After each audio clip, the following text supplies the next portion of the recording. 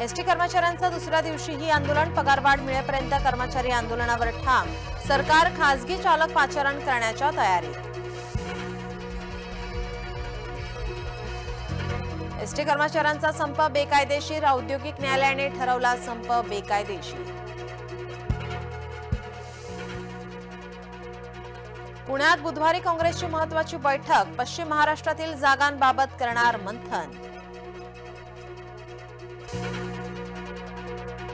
राष्ट्रपती द्रौपदी मुर्मू यांचा बुधवारी नांदेड दौरा, राष्ट्रपतींच्या हस्ते होणार विश्वशांती बुद्ध विहाराचे लोकार्पण, मुख्यमंत्री शिंदेंसह दोन्ही उपमुख्यमंत्री राहणार उपस्थित।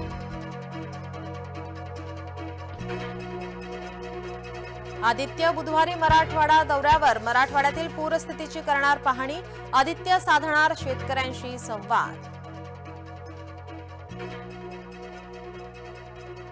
मुंबईत विधानसभेसाठी भाजपाला संघाची साथ, मुंबईत 36 मतदारसंघांमध्ये भाजपावर संघाची नजर, संघ आणि भाजपा आमदारांच्या बैठकीत ठरली रणनीती।